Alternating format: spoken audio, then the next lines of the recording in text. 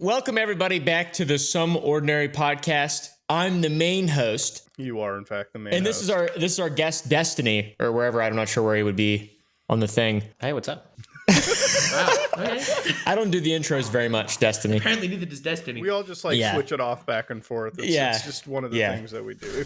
If professionalism was a pillar in podcasting, we would not anywhere be close to that. Let me just put that out there. Especially me, yeah. I definitely have the least amount of skill points in anything involving professionalism. I just feel like having just slightly less professionalism just makes it just more of an enjoyable thing. Like I can't watch too many tight-assed fucking hosts or streamers or anything. I don't know. My favorite is when the podcast host reads from the script and asks questions to the guest from the script. Yeah. It's like, oh, interesting. Next question. It's like no banter. Just keep going. I guess, I imagine, to be fair, it probably is going to depend on the content of the podcast, right? Like if somebody opened up with what's up, guys? We're going to do some wacky stuff today. We're going to go over the final kill count of the Holocaust. It's probably not going to work if everybody's probably didn't set the tone appropriately there, I would imagine. That would be an interesting thing to do, yeah. NPR versus Blue's Clues. NPR versus Blue's Clues, yeah.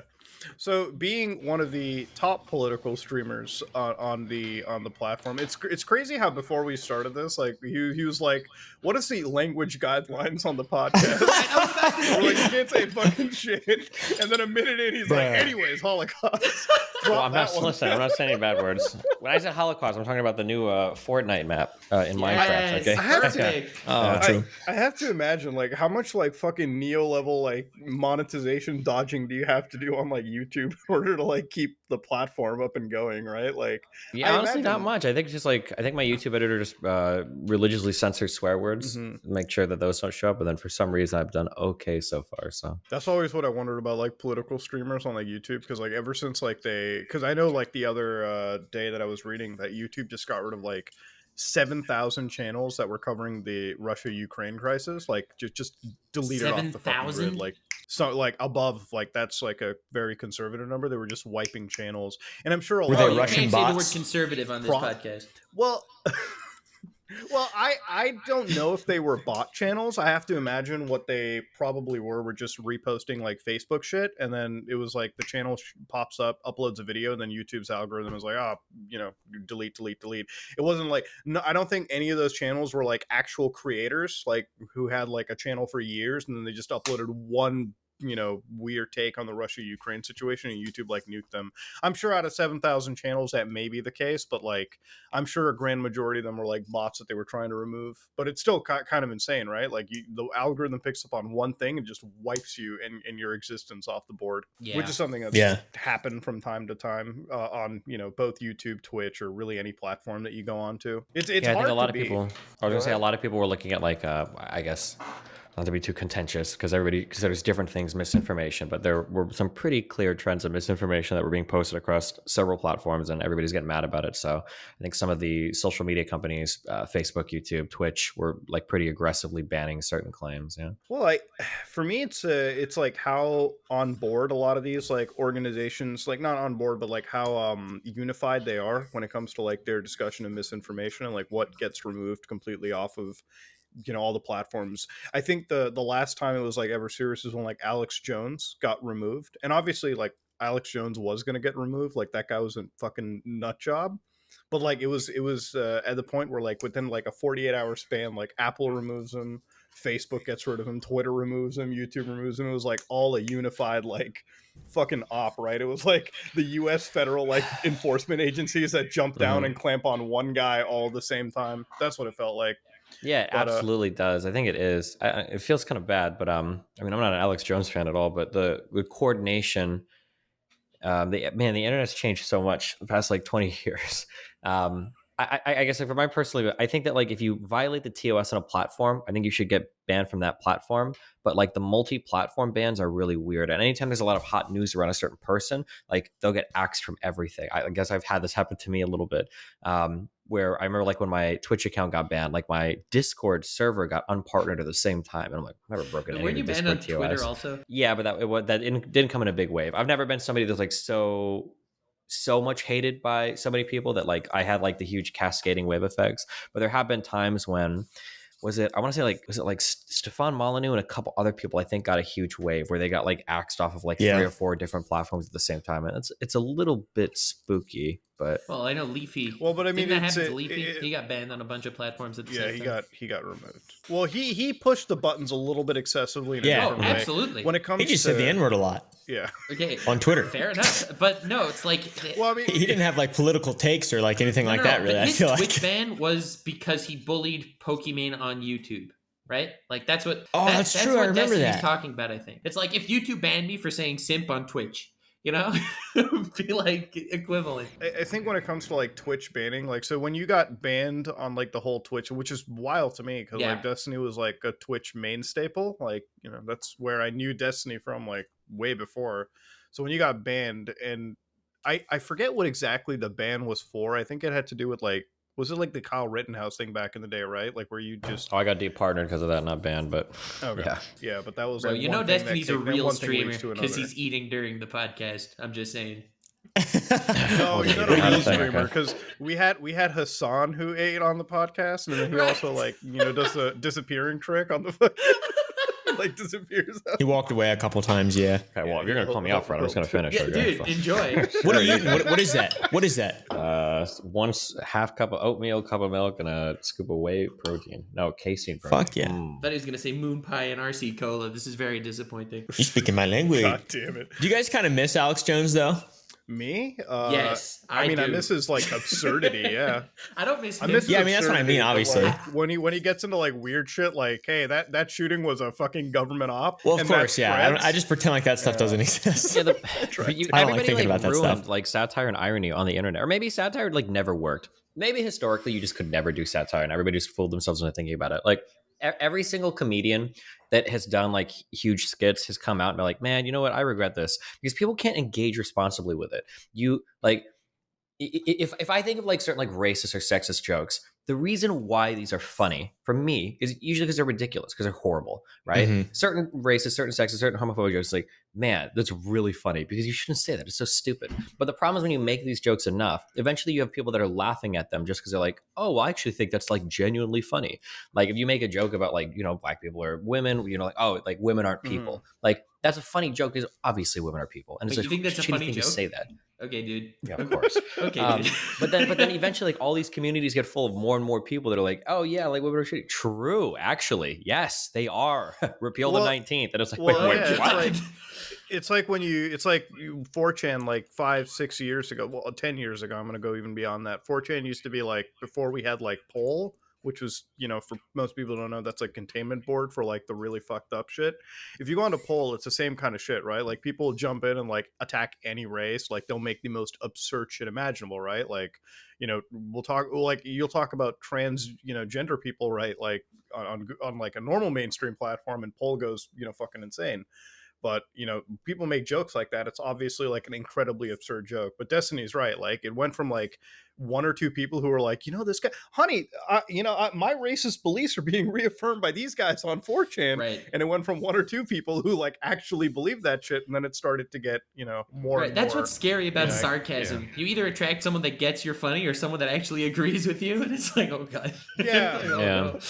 And it's hard to tell the difference sometimes. Yeah. Well, every time, like, so if we were to go by like pure Twitter and like the metrics of like the other like, you know, liberal streamers on like the platform, you come across as like the biggest fucking demon ever. And that's one of the reasons why I stopped political. Like I used to watch like a few political debates on like, you know, YouTube. Like I had them up on like a second monitor and I would just like listen to them from time to time while I was doing like main stuff, right? Just to have like background noise. And it went from like, okay, we can have like an actual discussion to like, nobody wanted to like, you know, talk about a topic. They just wanted to like be right about something, right? Like they turned a political discourse into like fucking team sports, right? Like it was never like 2 people jumped in to have an actual debate. It was like one person just wanted to be right 100% of the time, and like the other person was the bad demon for, you know, participating, right? Which is one of the reasons why I have respect for Destiny, because like he'll jump in and talk to people like Jesse Lee fucking Peterson, even though he knows that that's a losing fucking situation.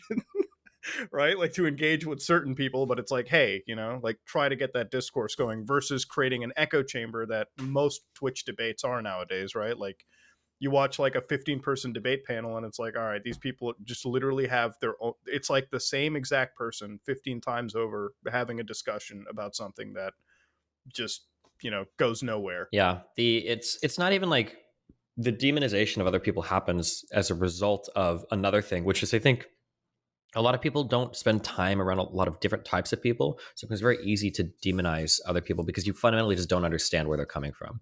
Like whether we could be talking about and like the two sides are just like fundamentally disconnected. Conservatives think that liberals just want to create like baby chop up factories and just like send all of them down these conveyor belts and harvest their body parts for evil satanic rituals. Liberals think that conservatives just want to like force victims to infinitely produce like horrible disfigured babies and then leave them out to rot because they don't believe in healthcare or anything. It's just like nobody has any like. It's always funny because I learned this at an early age, like in high school. Like if you want to argue an argument, if you want to have a conversation about something, you ought to be able to argue both sides very convincingly. Not like, here's my argument, and I guess some dumb fuck might say this about this, but like you should be able to give both sides of the argument such that you could win either side of the argument against like a normal person if they haven't spent a lot of time or invested a lot of time researching it. And a lot of people are just totally fundamentally misunderstanding any other type of person with a different type of view. Because I think the internet has made it really easy for us to self-segregate into these very, very, very isolated bubbles in ways that was never possible before, because you couldn't go online and find the hyper-specific community that you wanted to identify with. One of my favorite debates on the internet was your debate with Digibro, because I actually knew Digibro before you debated him. God. And in your argument, like in your debate, he said that if you argued the earth was flat and you gave a million like good reasons that the earth is flat and he said it's real because I said so, he wins the debate because he's right. Yeah, that was yeah. It's so funny to me. I'm just checking. Is it she now or did I don't know. they I change? have not kept up with Digi. Gotcha. I don't remember if they came out of trans or not, but yeah, that was a very painful conversation. Yeah, I agree. Yeah, because I mean, winning that debate was in the eye of the beholder. So you can't just say Destiny won it. Come on now. A lot of is it a Pyrrhic victory? A Pyrrhic victory, yeah. When you just don't gain anything out of it, like yeah, you win, but you've like destroyed yourself. Like there are a lot of debates where it's like, did you win? And it's like, yeah, and it's like the Infinity War thing. It's like, what did it cost? Like, everything. Like, yeah, exactly. I actually know that word from Total War. Let's go. The game Total War. Oh, okay. Yeah, I know that word because I don't know anything about politics or debate. Just to let you guys know. I'll be here listening though. Well, every time I watch the debate nowadays, like you argue with so many fucking brain dead people that I'm more interested in the fucking game you're playing in the background. I'm like, oh, he's playing Factorio. Okay, let's just watch that right now. Like, I'll listen to it for like 10 minutes, and then the person you're arguing with sometimes can be so painfully fucking brain dead that I'm like, I don't know. I don't know how you can engage with this. What is the stupidest like debate that you personally ever feel like you were part of? Like one that you were just like, man, I wish I could turn back time and not stream today. Like I wish I could just have not been part of this shit. What's that one moment? I'm a pretty patient person, so usually the really frustrating ones end up being good content, pretty funny. But Goku versus man, I don't know. You could ask my fan base. Stronger? The ultimate political debate. Yeah. Have you ever heard of a guy called No Bullshit?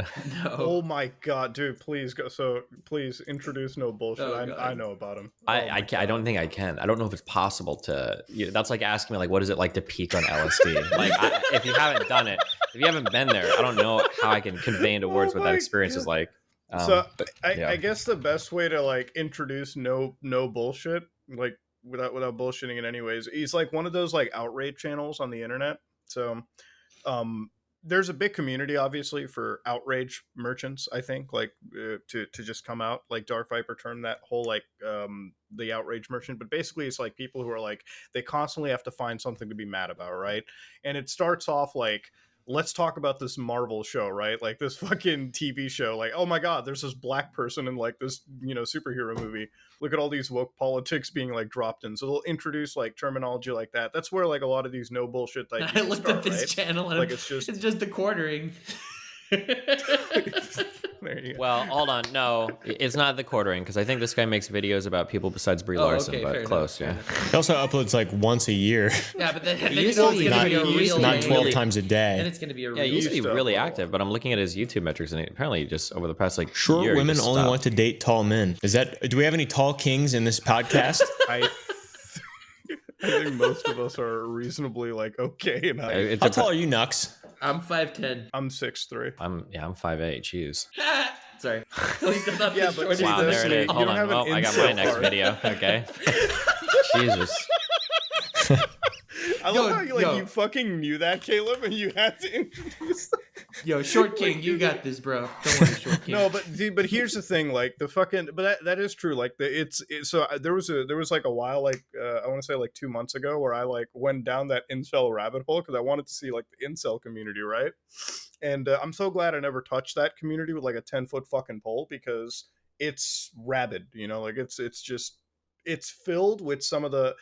I actually feel kind of bad for some of the people because like when you look into the incel community, like I want to say that like a bunch of them are just guys who like have a really really really like low self-esteem, like I was gonna say about bad themselves, marriage, like- but okay, go off. well, bad marriage is one thing. Like that's when you get into Coach Red Pill territory. Like I'll only fuck women under age 25 or some shit. Oh god. But like, no, like really so low self-esteem, and they're always preyed upon by these like weird alpha channels that are like, no, it's not you, dude. It's the fact that your height's not there, or the fact that you're not doing anything. I'm like, guys, you're not entitled to pussy, right? Like, you're not entitled to have, like pussy or date or like a partner, right? Like, it's just something that you have to develop. You have to have the ability to do it, right? Like, if you look at it in the most natural sense, right? Like, human beings are supposed to, I guess, find a partner and reproduce and like fucking, bring, like spread their genetics like to the next generation. That doesn't happen automatically, okay? It's like some survival of the fittest shit. To, If you're not to good quote enough, my man Ethan Klein, women in a nature God. setting are there to be conquered. You remember Oh he my said God. that? You don't remember Did he actually say that? No, I don't fucking keep up with Ethan Klein, bro. Dude, I saw That it was- everywhere. fuck? That he's quoted That that, was- and then there was the that was like, yeah, that was back in the back in like old in the- The studio NF, podcast the days. NF words with iDubbbz, like that time. yeah, that was in that Okay. age. Yeah, That era. those times for sure. But yeah, no bullshit was the one guy that you were like, I can't debate this fucking asshole. I mean, I think I had a couple conversations with him, but it was. I'm trying to remember some of the gems from that conversation. One was like, we'll argue like systemic issues in our, criminal justice system, and it'll be like, well, the reason why black people get caught is because when they run around, their guns are hanging out of their pockets. Like there are just like so many gems from these What? conversations. Like, Oh all my right, god. I don't know. It was just. How is this a real person? Well, speaking of like when we started this whole podcast off, we talked about like how all these websites are kind of like mainstreaming like their enforcement, you know what I mean? Like it's like collaborative like enforcement across like multiple agencies. So this Johnny Depp and Amber Heard trial, right? Like I've not really been following it to the point that I should have. Obviously, like most Twitch streamers, like that's all you fucking get. Like you from XQC to Hassan to like anybody you watch, it's like that's the trial that they're looking at. And it really does seem like it's like a Johnny Depp trial where like he's winning in the public opinion's favor, right? That's mostly what I've been hearing, right? Like it's mostly the highlights that I've been getting. Now, all of a sudden, in like the last week or some shit, I feel like most of the mainstream sites are like, okay, guys, Amber Heard's being attacked and she's part of like some Gamergate alt-right circle. I'm like, well, how the fuck is the public narrative trying to be shifted this hard all of a sudden? Like, it feels like we've just done a 180 in terms of like what the news like will just constantly like push out to our feeds. I mean, it's hard. I don't want to make any big comments because I haven't watched through any of like the cross examinations yet or anything, and I know that people will run different ways with different narratives. But I think there probably is an element of truth to that. It's hard to say this, but like for instance, like I might agree with a certain controversial thing, but when I tweet that out or when I give that take, I find that I'm not in good company. The example I historically give is like on Twitch. I don't think there should be like sexual content or like highly sexual content. Jeez. So no hot tub stream? Yeah, probably not. Like if you're legitimately IRL streaming and you come across how to do that, maybe, but not like the, hey guys, I'm here to head up. But like, so I might tweet something out like, I don't know how I feel about sexual content on Twitch. I don't think Twitch should have be hosting sexual content. I guess I'm banned from Twitch now, so my opinion doesn't matter. But I'll notice when On I the tweet. contrary, you can't get banned now. Yeah, true. I'll notice it when I tweet something like that out. Sometimes my mentions will be filled with people who are like, yeah, these whores need to learn what clothing they're allowed to wear. Like, this is disgusting when people have cleavage. I'm trying to watch Overwatch. I'm like, oh, bro, hold on. That is not what I'm talking about, you know? And I like, I've seen some of that cropping up with the Amber Heard stuff. Like, it sounds like this is very elementary. I haven't dug into any of this, but it sounds like they were both in a pretty abusive, toxic relationship. Seems like Amber Heard only publishing her side of the experience was pretty fucked up and pretty bad. But I see people use it as like this vehicle. You know, it's kind of like if a woman makes a rape accusation that ends up being not true or that isn't, she fabricated it. And it's like, this is why I know all women are fucking liars. Yeah, you can't trust Yeah, any it's like, woman. Exactly. Like, that's what it comes yeah, to. like, let's like chill a little bit. Yeah, sometimes the attacks get like a little bit weird, you know? Like, you know, black guy does something wrong. You're like, man, you know, this guy's a criminal. That's horrible. And he's like, yeah, exactly. I knew all black people were thieves. And it's like, well, hold on, dude. Like, let's slow down a little bit. Okay, yeah. Yeah, I always like it's more like something bad happens, so one side has to use it as an extreme like case study for pushing their like agenda. That's exactly like because you sort of see it with like any like I remember when the Kyle Rittenhouse thing was happening, right? Like for me, when I first heard about the whole situation, my whole take about it was like, maybe the kid shouldn't have been like driving across state lines with a firearm. Like I wouldn't have fucking done that. You know, like I wouldn't have been present in a situation. Like even if it was to defend a business, I don't think I would put myself into it because thinking long term, I'm opening myself up to like all these lawsuits, these criminal like a lot of that bad shit can come down on me, right? So I wouldn't be in that situation in the first place. But if people are attacking me with like weapons, and I have a rifle on me, of course I'm going to defend myself. Like, I'm not going to fucking die or be, like, consumed by the fucking mob, right? Like, or mob justice or whatever happens in the situation. I'm a human being. I want to live to see the next day. Therefore, I'm going to do what I can to survive to see the next day. Like, I thought it was, like, pretty, you know, that's where I was standing on it. But when you look at the entire, like, debates that went onto the internet, it was like, man, I guess I must be dead fucking wrong. I guess I must have had too much of a common sense take. Yeah, or like everything becomes like a conduit for your own political aspirations. You know, it's like anytime like there's like a news headline, it's like 4 men killed. Like, you know, conservatives are like spam refresh, like please let this shooter be black, please let him be Muslim, please let him, and like people on the left are like please let this be like a troubled white kid, please, like everybody's like because they want to shove their own narrative down. That's so crazy that happens, dude.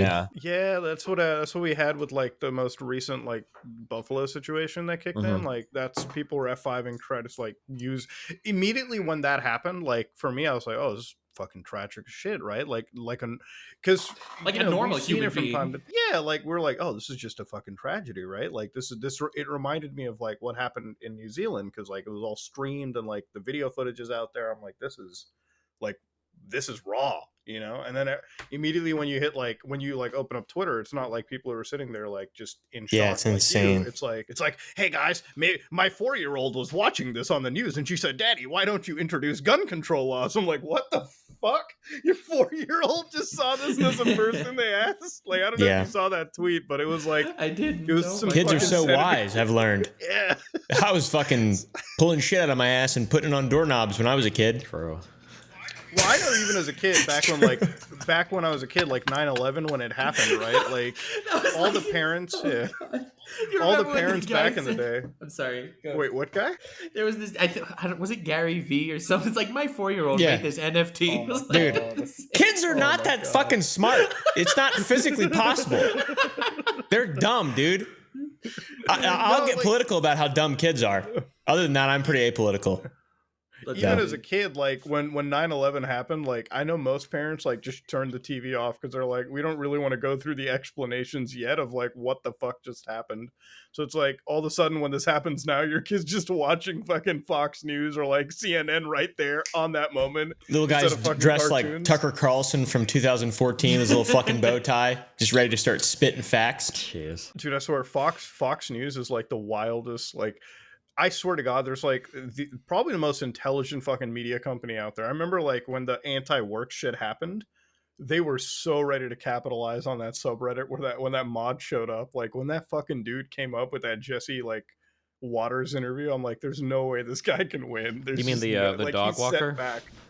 Yeah, Oh, man. Professional I dog work walker. 15 hours a week or some shit like that, and then I'm a dog On walker. weekends, and he goes Pokemon Go walking just to make sure that those eggs hatch. You know what I'm saying? And it's so wild. Like, again, it goes back to like how people use that one example as a case study to push the narrative like that they want. Because I'm like, obviously, like when you look into that anti-work Reddit, it was people who were like, hey, let's just not be treated as fucking wage slaves in a company, right? Like, it's people who went to an Amazon warehouse and it's like, maybe I don't like peeing in a bottle and like working 16 hours a day for this bald fuck that wants to go to space. Maybe that's like, that was their idea, right? That's what they wanted. And then this fucking dog walker comes in and just sets the entire movement back. Oh god. Like they could have had somebody from the Amazon warehouse mid fucking bottle piss talking to Jesse Waters instead of that fucking dude. And they had a whole rule, like, just don't go on Fox News. They broke that one rule because the people there were so smart. They knew exactly how to craft. They knew exactly the type of fuck to find to make that like thing go viral. And it did, you know, it's, you know, that's how the media works. I guess that's how any of these like fucking big mega, like, propaganda pushing news websites want. Because as much as I shit on like Fox News, let's not fuck around. MSNBC is like the other half of Fox News. It's like the other side of the shitty like news wagon. Where do you generally get your news from, Destiny? If you had to like have like a kind of an overarching source. I mean, like, it takes, as long as you're willing to read through full articles, it, like, you can get your news from a variety of places. A lot of people will, you know, have like the diagrams, and it's like, I don't trust any mainstream media, or I don't trust Fox. I only trust like New York Times, Washington Post, or like I only trust Reuters and Associated Press. The reality is that when it comes to reporting, most mainstream media is going to get the stories, the facts generally correct. Even Fox News reporting isn't going to just lie about something. They might be a little bit selective about what they report, but for the most part, you'll get everything. The biggest problem people have, not to be rude to people, but like people always say like, oh, it's so hard to be informed. Oh, like, I don't know. No, it's not. It's really easy to be informed. The problem is that people will read headlines or they'll just read tweets.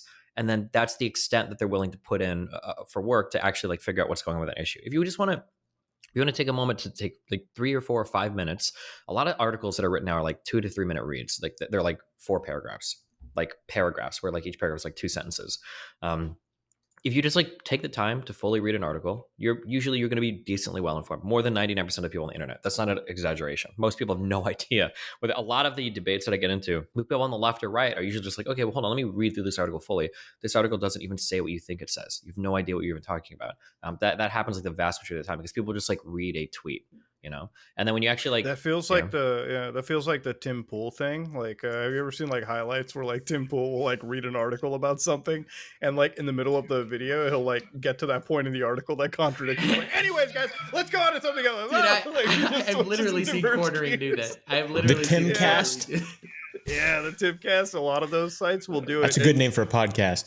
Destiny's absolutely right about that because like fucking when you go on to first off, most of these websites, I'm going to go as far as say like they even have little like blurbs in them that like read the article for you. Like you don't even have to like put the effort anymore. Like you hit the play button and it'll like fucking narrate the whole thing. So like I know from personal experience, like when I was in my drama with the VTuber people over that doxing thing, like Dexterdo or whatever, like makes an article, Nux Taka receives backlash for doxing claims, and it's like very negative towards me. But then if you read the article, it just basically says the story and how I told the truth. Yeah, it sucks because like we kind of learn in school, or at least I remember learning in school. I don't know if they teach in school now, that like, oh, your headline needs to be grabbing, you know, it needs to get their attention. You need to be like shocking in the headline. But the problem is that like, well, what do we do today when people only read the headline? You know, now we have an issue because now your headline is not wrong, but arguably misleading if that's the only thing people are going to read, you know? Yeah. Well, because it's like when we look at like news companies, right? Like you're right, Fox News can't,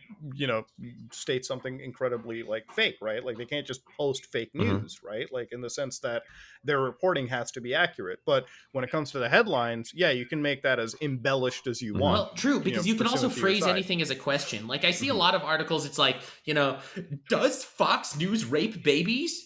No, they do not. Oh yeah, we're gonna get sued by them. We're gonna get. No.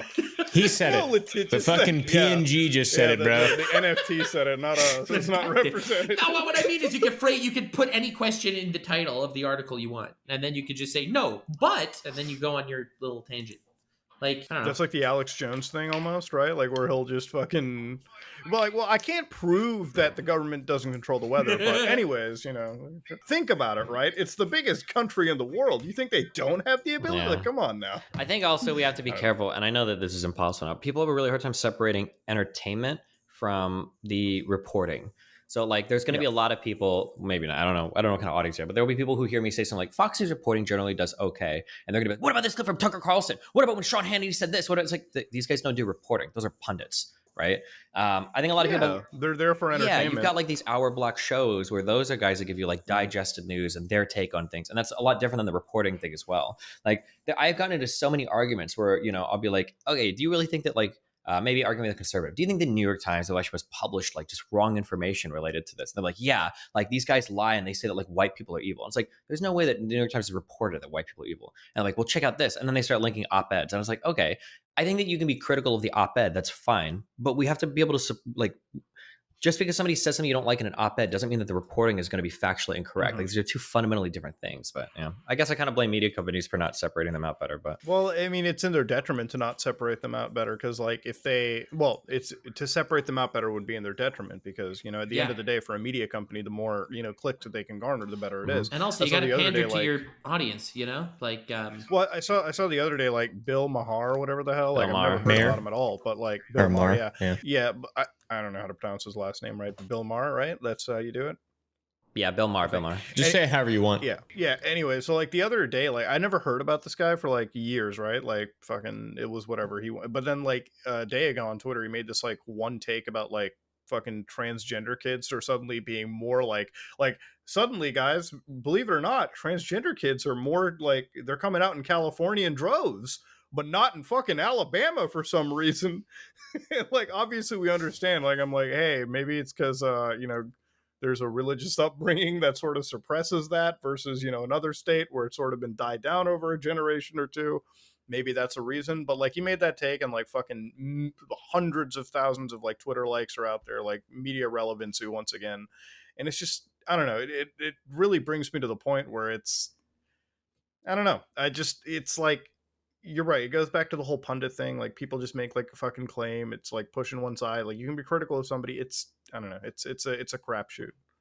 A lot of the actual opinion just gets kind of suppressed. Like it really goes back to that team sports bullshit that I was talking about earlier with like how these things are handled. Nobody's able to like parse the information critically and think of it on their own. They just need like a pundit to do it for them, or they just need to be on like a winning side. Yeah, I mean that's kind of what happens. Yeah, generally. Are you guys worried about monkeypox? Oh my god, has that been a thing? Because it's been in the news here in Canada. Like we're getting fucking some crazy. Yeah, they're talking about like getting smallpox vaccines. I'm like, we could barely get one vaccine and agree on that across the board. You're talking about adding another? What the fuck? I don't think it spreads super easily, but I'm not exactly sure. I'm not an expert on pox. I don't think it's like coronavirus levels of shit, but no, man, coronavirus itself was like weirdly it was the first time, like I remember 5 years ago, didn't we all make fun of like anti-vaxxers, right? Like we were all and like, anti-vaxxers used to be on the left. It used to be people that believed in like crystals and were like ultra hippies and stuff. So, but and then all of a sudden it became like, oh, we're getting microchipped and everything. I'm like, so wait a minute, you believe in getting microchipped? That's a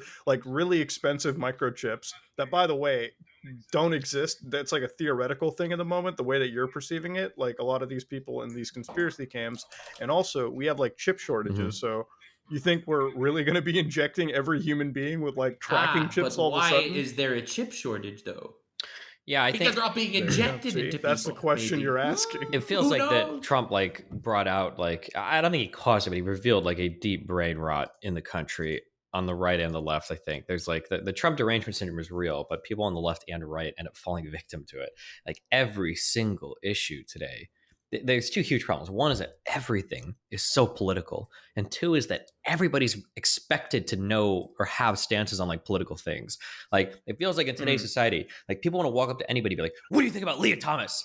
And you're like, I don't know who that is. Oh, so you hate trans people? What's wrong with you? And it's like, okay, dude, I don't follow. Like everybody's expected to know every like mainstream social political topic and what's going on, and then it's expected to be like in a team. Because like a lot of, I don't know if you've seen like the YouTube videos, like people going out and they'll say like a political opinion about a political opinion, and it'll say, "Do you agree or disagree?" And they'll say, "I agree with this," and then they'll say, "You know, it was Trump that said," and they're like, "I disagree with this," Oh, you know, yeah, or sure, vice versa, you Mhm. know, like that. Like, I no one think it's the actually knows. community that you align yourself with, right? Like if you're in like that right wing community on YouTube, you know, like then you're going to have to like sometimes I feel like people will oftentimes like not be true to themselves on the platform and just like go to another side just because that's what their peers are with. Like, you know, it's like the herd mentality, right? Like if you're standing there with like left-leaning creators, right? Like you're going to have that left-leaning take even though you may not necessarily believe it, and vice versa, right? Like that's where I think most of it comes into. And you're right, like most people are expected to have a take on it. Every time anybody would ask me that shit, and it's not often, like if I stream and like somebody's like, "Hey Muda, can I get your thoughts on this?" I'm like, I'm like shit posting. Okay, that's what my life is. It's like an eternal shit post. I'm an engineer by trade. Okay, I have no idea. Like, I have my political beliefs on things, but by no means am I even close to an expert. Therefore, I never comment on shit like that. Right? You know, like I have my belief. Like, fucking, I have simple beliefs. I don't want people to fucking get hurt. Like, live your life, have a good time. Right? Like when somebody asks me, it's like, "What do you think about transgender people?" I'm like, "What about them?" I'm like, "I'm totally okay." Like, it's somebody living their life. I don't give a shit. Like as long as you're not, you know, pinning somebody down and like cutting their balls off or like forcing them to believe one way, like living, like forcing another human being to live life differently, then I'm fine with that, right? Like you enjoy your life and have a, you know, thing with it. And even that, dude, even having a take like that can fucking land you some hot water these True. days, and that shocks Depending me. on who you're at, yeah. Yeah, it's just frustrating because it feels like Biden or Trump could come out and just, you know, like there's a whole thing set up for the day. It's like huge statement he's going to be making. And then he comes out, you know, turns on the microphone and looks at the American people and he's like, "I just want to say that 2 + 2 = 4." And like whichever one said it, the other side will be fighting over whether that's true for like the next like 6 years. Like, well, is it really? Is it always? Like it's just like, oh my God, like it's just unreal. Wasn't math made by libtards? Can we really trust them? Like what the math fuck? is just the gay liberal atheist agenda. Oh my God. Math is Arabic. Dude, the thing numbers are at with least, math is like, True. I remember when like fucking there was like in my Twitter thing, it's like math has racist undertones to it. Like minorities cannot. I'm like, what the fuck? Oh, Really? that was Like, I'm still really weirded weird. out. That I came don't from know some that. I was like, very weird textbooks where I remember seeing some of these at the height of the CRT stuff because I was reading through and there was one math textbook that was talking about how like Black people learn differently. They need to run around in circles to learn math. And I'm like, I don't think this is it, guys. I don't think this one is it. I think Black people, from all Black people I've talked to, seem to be able to learn more or less the same as white people. I don't think they need to run around outside to learn math. Okay, I think we can do this. Jesus. I mean, I always look at people like this, like human beings come in like 2 varieties, like fucking, or 3 varieties, right? Like hyper intelligent, average, or like fucking absolutely brain dead. And no matter what race you are, you can easily fit into all 3 of those categories, right? Depending on how you were raised and shit. That's where I get into. But hey, you know, I guess that's sparking in like a lot of people that still believe in shit like eugenics to this day, right? Like they're like, you know, there are different class benefits to each race in the global MMO that is life. And I'm like, all right, I don't know, getting into debates with those people is like fucking, it's a losing fight. Like you're losing, you're wasting your own time. Like you can't win against shit like that. At least that's where I come from in that situation. Destiny, what's your thoughts on in chess? Black goes second. Don't people argue about this all the time? I thought that oh, never mind. We have a racist thing. Fine. I know chess friends, so my mind went to like, is there actually a real advantage in who goes first? But never mind. No.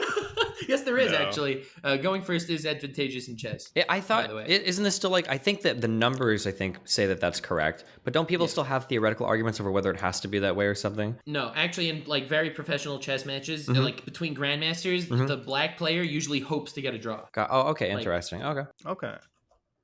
That almost sounds like when there was that study done on like team shooters online, like people who were playing like fucking Halo or all that shit, like they had like a color, like the colors would be like depending on, like if you were like red team, you would actually have like a higher chance of winning against like fucking blue team. So all the games started changing their color. Yeah, that was a thing. Like fucking, so for games like Halo, Unreal, like a lot of these, like any competitive shooter, like they had blue and red team. So it always, like, I think statistically it was like red team had a higher chance of winning against blue team. So games like Rainbow Six Siege are these hyper competitive games, like Siege for now, like instead of even calling them like attacker or well, it's still attacker defender, but instead of like referring to them as like opposing forces, it's like blue team or orange team. Like they changed red a different fucking shade, and all of a sudden that was supposed to fix the competitive, like, I guess, advantage that was provided. But that's always what it like struck to me. I think it was some like red caused like some emotional thing. Like I guess would spark some anger or whatever inside the person. Or I don't know. It was like weird. It was like some statistical shit that would grant like an advantage. Not that I personally believe in it, like, but you know, that was something that I'd always noticed. So when I heard the chess thing, like black goes second, I was like, huh. I was like, all right. I thought you would always just like flip a coin and decide which side go first. I thought that was always the fair way of doing it, but you know, I don't play too much chess. I don't really care too much about that fucking side of it. That was like what all Twitch used to be for a while, and then I like stopped watching it from here on in. I miss the days of Twitch where we just had like fucking that era where like people were playing like Pokemon through like Twitch chat for a while. Oh, the Twitch plays Hey, Pokemon. the Yeah. hardest. Glad you brought that up. Destiny, wasn't that like your first controversy? Like your first big controversy? Like it was probably my first. When it happened, it was the biggest one I've been in so far. But I'm a pretty controversial person, so I don't know if I'd say it was my first one. But How did the fuck did you get in controversy over that? I Like, think what he the rated fuck? the Twitch plays Pokemon, and his people would like screw up their Oh. game. or we were trying to for a little bit, and then yeah, it was. You were trolling? Yeah, it man? was What the unreal, dude. I got death fuck? threats against my kid. I got like people trying to get me banned from everything. It was like there was an insane blowback from all of that. Yeah. Oh my god, over people playing fucking Poke. How the hell would you ruin it? If anything, that would add like some structure to the entire mess. Well, we were trying that to was that release. entire thing. I think they had a Pidgeotto that they called Bird Jesus. We were trying to release him at the computer, which would have made the. Oh no. Yeah, we got real mad. Oh no. Well, Gamer from Mars, our producer, actually made the entire thing on that too. Mhm. So if anybody wants to check it out, you can definitely go check out the Twitch Plays Pokemon video. But that was like the I think peak Twitch. Now it's always just it feels like Twitch nowadays, or like, and I guess YouTube for the same thing too, right? Like, but Twitch is like the community is more Unified. it's more unified, right? Like Twitch, YouTube, you still have like different communities doing different things, but like Twitch, it's like if one streamer finds the meta, then like all the other streamers copy it. I guess the least controversial thing that you can get yourself in trouble with is having a take about the recent situation with fair use and like DMCA basically destruction going on over at Twitch, Mhm. where like people like XQC straight up broadcasting full on anime episodes from like Toei Animations. Well, to he's the rest of the gambling world. now, so he's dipping his finger in every meta.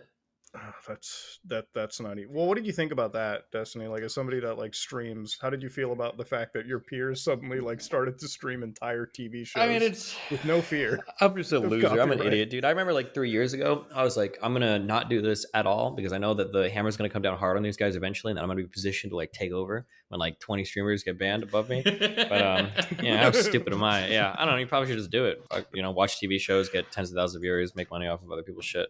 We Well, us streamers do it off your guys' YouTube content anyway, so we might as well do it off TV shows. You know? Do you think that the hammer's actually going to come down on somebody? Because I actually No, at this point, it doesn't seem like it.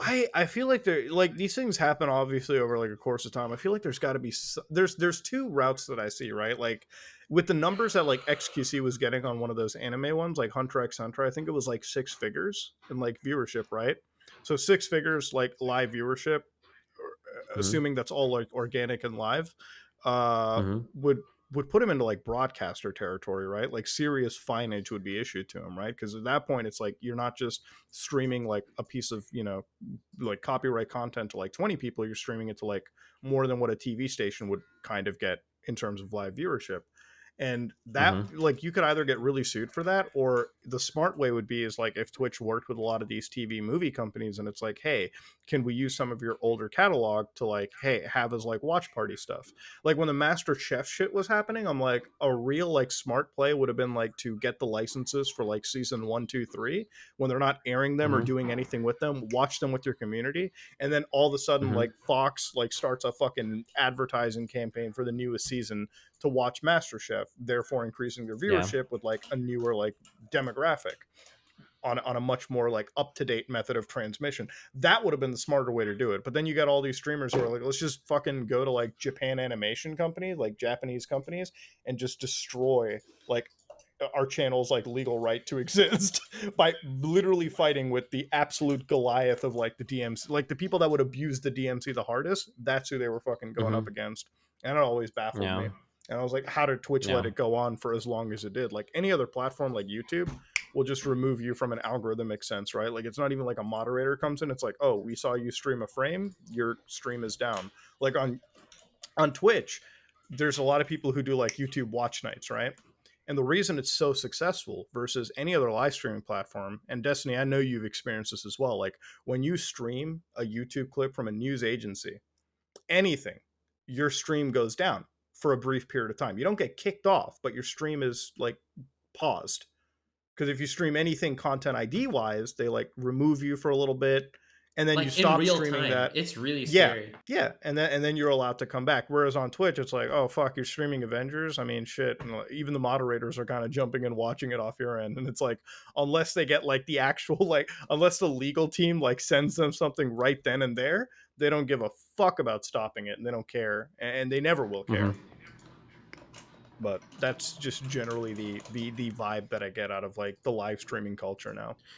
It's very much turned into Yeah. React metas, which I think is kind of a little bit of a net negative in the entire thing. Yeah, I mean, I would say so, but It's yeah, it is interesting what it though. is. It's Yeah. going through that same cycle of YouTube. You know, YouTube also React metas. Reaction videos on YouTube are massive, like really, really big. PewDiePie got big Mhm. based on reaction content. You know, like Are you guys old enough to remember the reply girls? yeah, Oh, yeah, dude. yeah, of course. There yeah. was one that was so hot, it was crazy. I used to watch those videos. I had got Megan my Lee iPod Hart, Touch. Is that what you're talking about? I don't remember. What's her name? Megan something like she. So what Destiny chat is talking about is like, so back in the day, if some YouTube gamer like uploaded Battlefield 3 top 10 kills, and that video would get like 17 million views or some shit, then immediately in the recommended feed you would get like reply, like a fucking, they would take the title of the video like Battlefield top 10 kills reaction, or like, you know, reply to title of the video. So they would hijack the video in the search algorithms. Mhm. And like sometimes it would just be like, you know, an attractive girl with like fucking, you know, her like cleavage, Big basically. boobers. Yeah, Yep. The big reply girl. boobers ready to go. That's yeah. what I knew. Mhm. The reply girl. Megan Lee Hart. Yeah. Yeah, there were was two. one of 'em. Megan Lee Hart, yeah, and then the reply girl. I think even Vice even did like a whole documentary on one of them. She was too. so hot when I was a kid. There's a meme on Know Your Meme called "The Reply Girl's Saggy Tits." What the fuck? Yeah. But like even Interesting. beyond those reply girls, we had like Jinx and shit. So we used to demonize people like Jinx, right? Like those guys who were just like sitting there like like that's all the reaction was, like, wow, that's like, we would demonize that. We would like shit on them. And all of a sudden that's literally what the react, like there are people on YouTube who shit on those exact types who are now doing the same reaction stuff. Mhm. Like they're just doing the exact same like wow. Like I like Asmongold. I think he's like a cool dude. Like I watch his WoW stuff, but there's no doubt in my mind every time I watch, like, his channel blew up a lot in, like I say, the last like 2 months, because when Yep. Elden Ring dropped, he was like reacting to every single viral Elden Ring video. Like anybody could make any Elden Ring video, and like well, right I next mean, to it in the right recommendations. now it he's was like, reacting to the Johnny Depp thing. Like, Dude, he gets like 100 million views a month now off just reacting to shit that's not even copyrighted. He must be making so much money. It's crazy. and it's funny. Wait, which person? Asmongold. Oh, on YouTube or on Twitch? YouTube. Both. I mean, On right YouTube. now he has like 150,000 live viewers. All his watching videos the are Johnny recorded Depp on trial. Twitch. Yeah, Yeah, they do. Yeah, because he streams on Twitch. Yeah, he's just taking funniest clips from thing his is- Twitch and uploading his hour long. Also, his videos are an hour long. yeah. Mhm. What Dude. a legend. That's fucking insane. Yeah, With an very hour little long, edits. and it's always like, well, you don't have to have very little edits. I assume like anytime you get an editor for your Twitch stuff, it's like, well, so I watch Destiny, and it's like more edited than the other people, but it's like for a grand majority of the reaction channels, it's like, Yeah, there's not much you have to do. let's download the VOD. Let's just like cut point here, cut point there, and like upload and ship it and clip it to like YouTube, and done. That's it. End of the day. So that's what I get out of it. But like the reason why he's jumped to like 100 million views a month is like he like hijacks the recommendation algorithm. yeah. And so the YouTuber Dark Viper, the streamer, I don't know if you know who Dark Viper is. Yes. Yeah, I watched Destiny. his video yesterday. So Dark Viper's made this fucking week, like for a week long, he's been uploading a series on just reaction stuff, right? And he's made a very cogent argument about it, right? Like he's talked about the feedback loop issue, right? hmm Yeah. And so the feedback loop issue on YouTube is very serious. So what'll happen is like Oompy, you'll make a viral video, right? Like you'll make an amazing video that gets like you'll be on trending #1. I won't, Now, but I know what you mean. But trending won't give you anything. We know that trending on YouTube doesn't really provide a like it doesn't triple your view counts, right? Like it's cool, you know, it's a badge of honor, like hi, trending, whatever. You'll be in that, your video will get organic growth. Now all of a sudden the reactor will take your video, react to it, and then upload it. And then all of a sudden from your video, the YouTube recommendations algorithm then feeds to their video.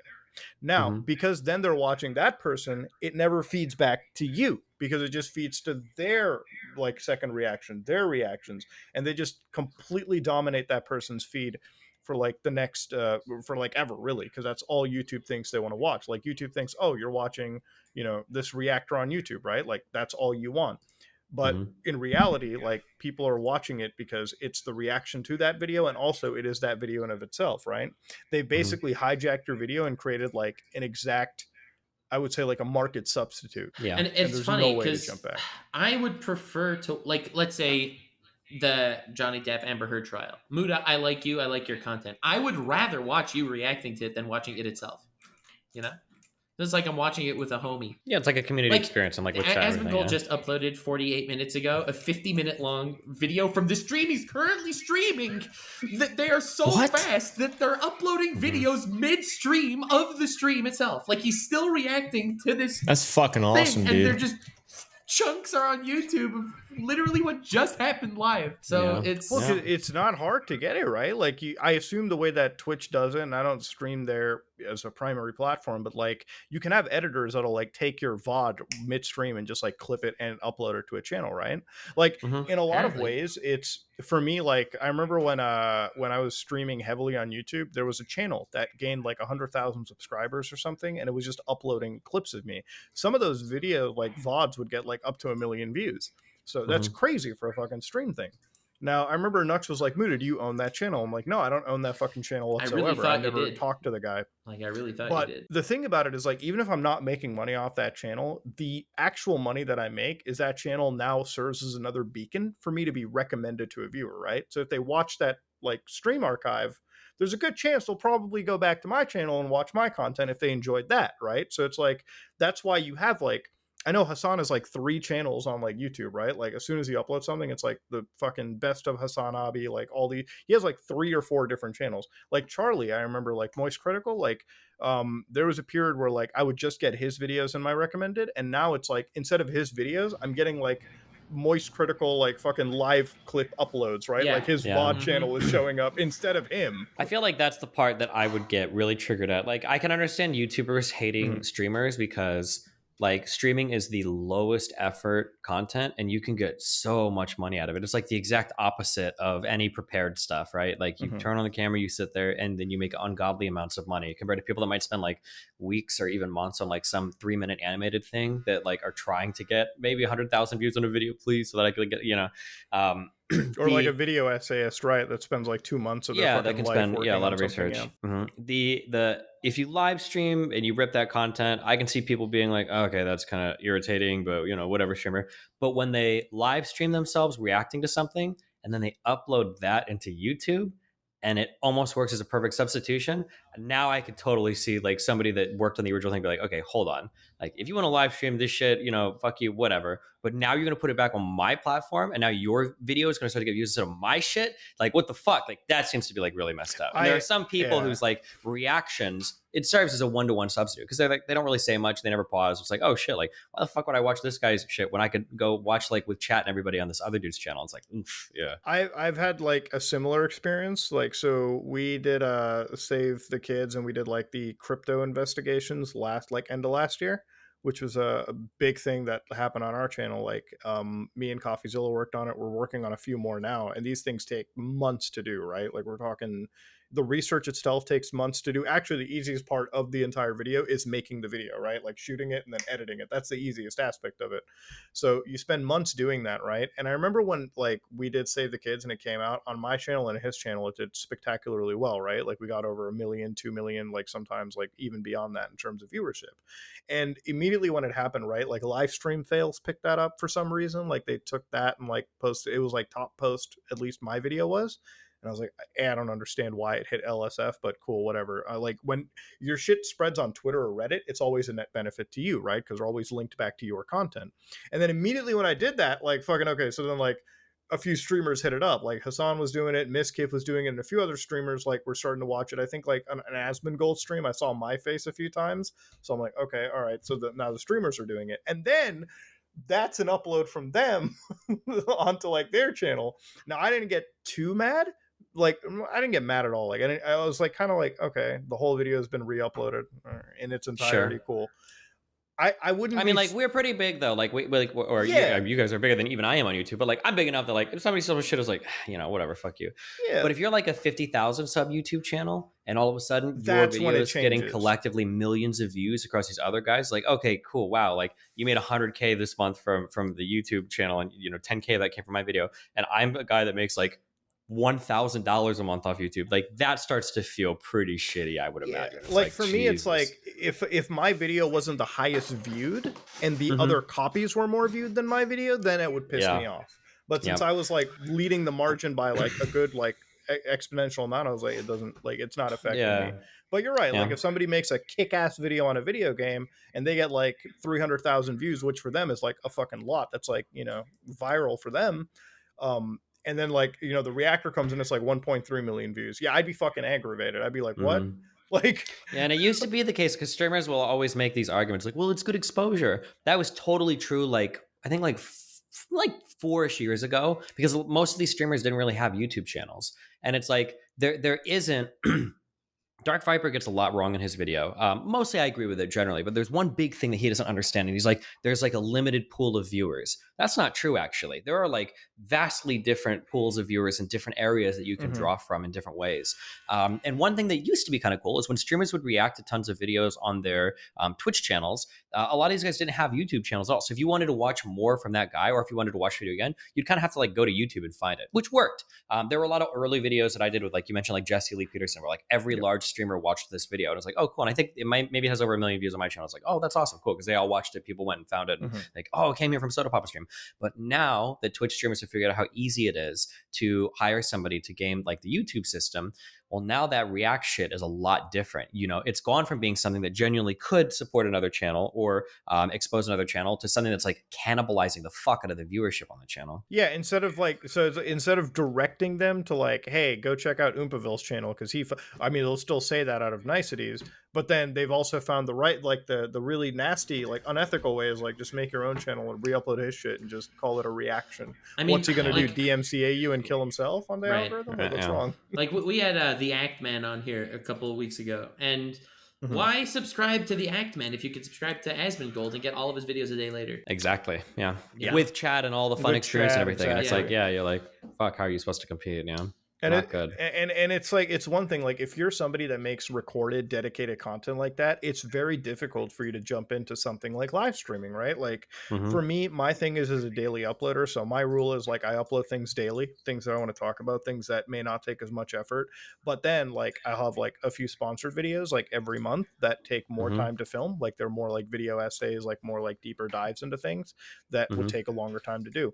Now that since I already like, for me, like my day already gets filled up with work and this, I couldn't have the time to live stream the whole day, right? Like sure, you can hire editors, you can hire a whole team for that, but then I feel like that dilutes a lot of what makes this whole thing as fun as it is, right? Like being a YouTuber, like you like doing all those things, you like making a product like that, it's like a whole experience, right? You never want your job or like your hobby to turn almost like a corporate venture in a way. So it's like for a YouTuber, it's so hard to like jump into the live streaming segment because it's like I have to do all this shit and then I have to go on and be like high energy for hours on end. Whereas for like a primary Twitch streamer, it's like, oh, I can just like sit down, stream, and I guess it is as low effort as you would say that's, and then I can take that same bot, clip it up, not even by myself, just get an editor to do it. Fuck if I pay them or not, and then they just upload it to like YouTube and call it a day. Yep. So, and in excess, I would say like a streamer, like when we saw those Twitch like stream leaks or like the payment leaks, I don't know how accurate that was either. Like it was 100% accurate just for Twitch payouts. You're not seeing right. sponsors or anything else. But that was actually like legit, like full on. Like was that in your background, Destiny? Somebody's that's like streaming. Yeah, I don't know what's happening in my hallway. Someone's just fucking today. Some random fucking screaming. It's the Twitch mods. They're coming. No, it's a YouTuber. He just found out that Asmongold reacted to his video. Now he realizes he's not going to get any views on it. Well, it's like the thing with Asmongold, it's like he's found the way where it's like I don't have to fucking like he'll still play World of Warcraft, FF, and everything, and like his viewpoints on an MMO game I think are pretty much untouched because of his raw like passion for that entire genre. But it's like obviously that's not going to pay the bills as hard as reacting and getting 100 million YouTube impressions and fucking destroying the algorithm with like your content on top of it. Yeah, I mean, he tweeted back in August that his goal was to be in every human being's recommended section on YouTube. Oh God. Wait, Asmongold tweeted that? Yeah, he tweeted that back in August. Damn. There's You like should listen. The real takeaway from this is if you're a YouTube creator, you need to start DMCAing streamers. Fuck these kids, okay? Do you actually like? wouldn't that fucking like nuke their own channel though? Yeah, I feel like that would get them a huge. No, it wouldn't. Why would it nuke your own? It would nuke channel? your own like channel you're because talking about- other people would get upset at them, and you know the Twitch community would like kind of bond together and like if someone obliterate them. DMCA'd Asmongold, all of Asmongold's audience probably would fucking destroy that little And tiny all of creator. Then get ready to make a video and capitalize on the hate, okay? Listen, it's fucking irritating because all these streamers got fucking huge off of just stealing other people's shit, okay? And all they do is they watch people's shit, fucking either play games or do something, okay? Fuck these guys. Go DMCA their shit. Don't let them get away with it, guys. You got to band together. It's another one of these Pyrrhic victories we were talking about. Okay? Yeah, that's a Pyrrhic. That's like fucking. You're telling us to launch the fucking nuclear weapons against Twitch streamers. Like what? Yeah, the exactly. Fuck? And I'm the cockroach that's gonna crawl out of the ashes. Okay, ready to make content that's not just watching other people's Well, shit all day. do you think there's a case for people to DMCA? Like, I always wonder. Yes, like, of course. Wait, well, hold like, on. okay. Hold on. Wait, nothing I just said was a joke. I'm serious. People should DMCA these motherfuckers, or at the very least, contact and be like, "Hey, bro, you want to watch my shit? That's cool. Fucking throw me a dime though. Damn, like you're gonna. I spent fucking 2 weeks on this shit. Everybody collectively spends weeks or months or years or hundreds of years collectively of time on this shit, and then you get to be like a compilation of like the greatest hits of YouTube while you sit there on your stream eating and saying fuck all, and then the chat is just laughing along. Like, bro, don't feel bad for these streamers are making. These streamers are making some of these guys hundreds of thousands of dollars a month. Okay, these guys are making not 7 figures, like he's barely scraping by $1 million. Like these guys are making $6, $7, $8 million a year. Like they can pay a little bit of a license fee or something. Like Jesus, it's unreal. I always like, but like I think about it from my perspective, right? Like fucking yeah, I could like DMCA one of these people. It is always like fucking just it's like burning bridges with like an entire group of community that you may not want to burn a bridge with. But like for a smaller creator, like I feel like they get kind of like love bombed into it. You know what I mean? Like this like big famous guy is watching my stuff, therefore I must have made something really amazing. Like you know, strokes their ego a little bit. They feel happy about it. That's where like really fucking it gets into like this weird like shady thing because you know if like for instance Asmongold react right and like you know he's very well respected in the community. I like Asmongold like on a personal level. I think he's fine. Like I like his content. You know I don't really sit there for the reactions. If he's like uploading shit about FF14 I'll watch it. But like you know if you're like a smaller creator you'll be like wow this is like you know validating my shit almost right. Like it's almost more important than being thrown into the algorithm pool and hitting trending. It's funny because like from Asmongold's perspective I totally get why he's doing it and I would probably do the same thing. Money. Like let's be honest here, you're uploading videos, you're getting 100 million views on YouTube a month and no one's complaining about it. Like yeah, I totally get him. It almost feels unfair. It's like the rich get richer. It's streamers. You have to treat you have to treat streamers like dogs. Okay, when a dog shits on the floor and you watch it shit on the floor and then you just kind of like laugh and go, well, at least you're cute. The dog's gonna keep shitting on the floor. If you don't issue a correction of the behavior, then they're gonna keep doing it. I and like then this logic. logic. Like, yeah, fuck. Like this is good stuff. I love post like Twitch ban Destiny. Like fucking has no chill for the streamers. Jesus Christ. Well, no, I mean I always admit it, like because I do react content too on stream, but the difference is I'm honest about it, right? I'm not gonna say some shit like oh it's good exposure and I'm providing like no, like I'm ripping people's shit. Like if anybody would have emailed me and asked me to stop, unless I fucking hated them, I'd probably stop. No, I'm just saying. I'm like yeah, I'll stop. Like yeah, right, I can understand. Like I'll send people to people's channels. If some people don't like this stuff being watched, like yeah, I can respect that. That's cool. Because at the end of the day, you got to be honest that like streaming is the lowest effort content that we can do, and it makes the most amount of money. It is unbelievable. Like 5,000 viewers on a live stream that you can get consistently is worth more money than 500,000 subs on YouTube. Like it's insane for so much less work, you know. So I was talking to Daily Dose of Internet. I'm sure you know him. He's also reacted to by everybody. He was telling me, yeah, pretty much. So he was telling me that he licenses all of the clips he uses in his video. Like he's basically a mini. What a loser! He's right. So should just be stealing killing He's it. actually a nice guy. It's crazy. He's like an actual, genuine, nice dude, and he licenses everything, and then he gets reacted to by Twitch streamers, and they upload the full video without any licensing. Without any Not licensing, only not licensing it from the video for like the original video takers, but not licensing it from Daily Dose either. And he's not upset about it. Like, he's happy about it because he's still, as Muda said, he gets the most views on these videos. So, but it's funny to me that like it's not he like, goes out of his somebody way. uploads, like somebody He'll uploads see Daily an Dose. Instagram clip of a cute dog, and he will like reach out to them to see if he could pay them to use that clip in a video. And then you have Twitch streamers kind of What a different mentality. Like, Right? you gotta imagine, the dude wakes up in the morning and he's like, I must license this clip. Let me do the due diligence, reach out, do Right? proper payments. Let's get the fucking pay stubs, all right? Is this person an independent contractor? And the Twitch streamer like wakes up, it's like, it's like 11 o'clock. I got 10 maybe hours. 15 minutes before Let's I go have to to the start trending streaming. tab and let's watch everything on trending. Well, that's one of the reasons, like, fucking, so here's the thing that always pissed me off about XQC. I don't give a fuck if this starts like beef with whatever. He's a French Canadian. I don't give a fuck what his opinion is. Wow. But like, when it comes to like XQC, so motherfucker, that guy will like watch hours upon hours of random content. And don't get me wrong, I like XQC when he's like doing shit like GTA roleplay, right? Like, where XQC's he'll like really funny. He's really funny. Like, and he's really he's funny entertaining. as he's funny and entertaining when like he's doing shit that's not React, right? Because like, I don't know if you guys remember when he like passed out on stream doing a fucking bank heist on GTA. Like, not passed out, but like fucking his heart rate's going insane. Like, that dude gets into it. Like, that's good content.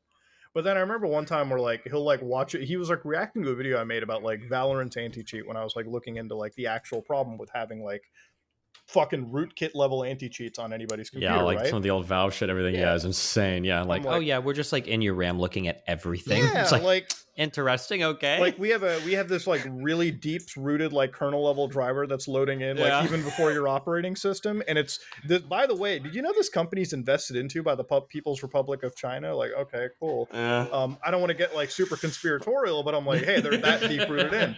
I didn't From say like an operational security point of view, it's like it's a little bit weird when your anti-cheat is sending you a message. It's like, your blood sugar's a little low right now. Like, you need to eat something. It's like, okay, you know a lot about me. Yeah, right. Like, fucking, you're that deep into the computer. And I didn't say anything about Valorant as a game. I'm like, it seems cool. Whatever. It's like some fucking hero shooter. I'll probably play it like if the anti-cheat wasn't so bad.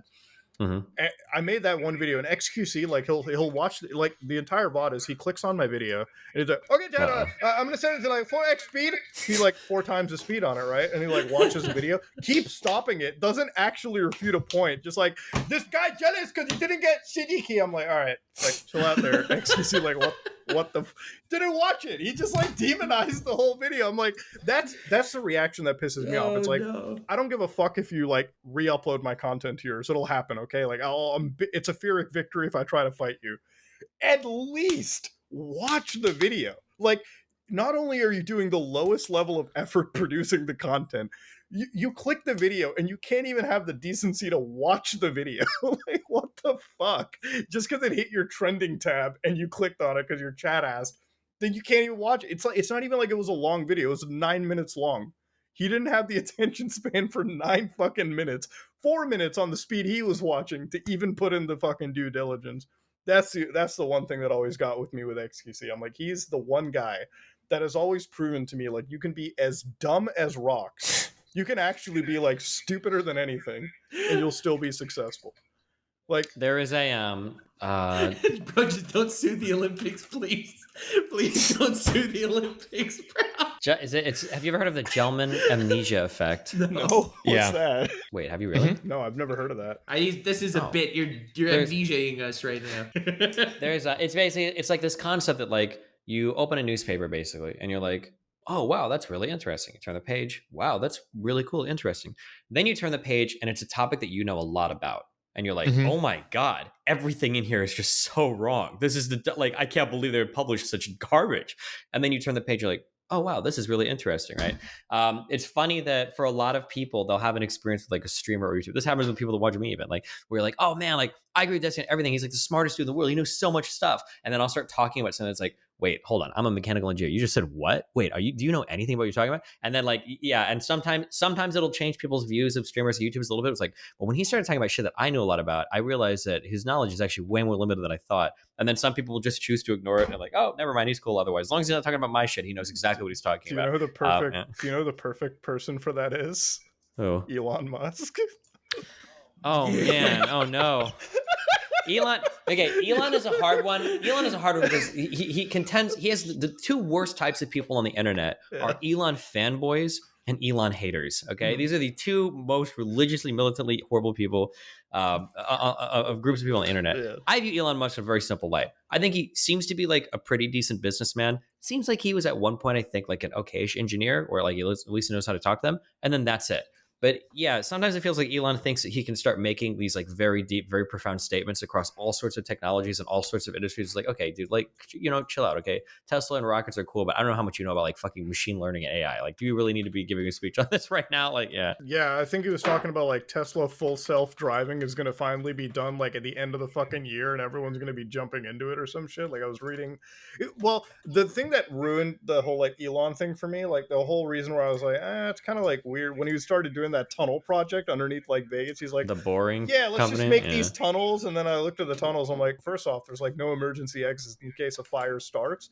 And then he brings like the hell traps I've seen, yeah. And then he brings the Teslas driving it, and I'm like, man, a lithium-ion battery with that much of a charge setting on fire inside a tunnel like that, I don't know. It seems like a fucked up idea. But but he does so many things that work. Like from what I understand, SpaceX, love that fucking company because it just seems like they really don't do anything wrong. And then like at the same time, the same guy who owns SpaceX also owns like a fucking tunnel project that doesn't. It's like, so you just made like subways for Teslas. Like, okay. Well, we're significantly worse subways, for being honest, right? Significantly worse subways for Teslas. But I don't know. For me, like Elon is like any other billionaire. I don't understand like the defense squad that jumps for him because it's like I look at Elon the same way I look at people like Jeff Bezos and everyone, right? Where I'm like, you're just like a different class of person. I don't really know if I can associate. It's like anytime people are like, Trump's just like one of us. I'm like, yeah, you mean a multi-billionaire with like his own like, fucking property companies and everything? That's the average guy to you, right?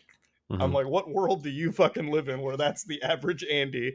But that's the same whole vibe I get out of Elon. Like he'll make 1 billion claims and it's just like, I don't know. I could forgive Elon more because he's funny. That is true. He's really like he's the so whole hilarious. The Twitter things like fucking sent so many like things like on a spiral.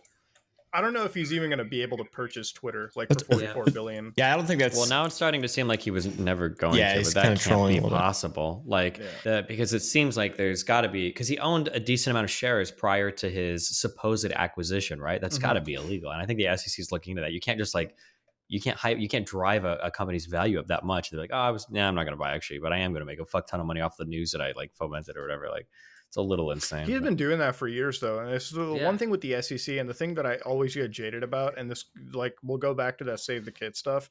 The U.S. legal system both gives me, like, a lot of joy and a lot of sadness because...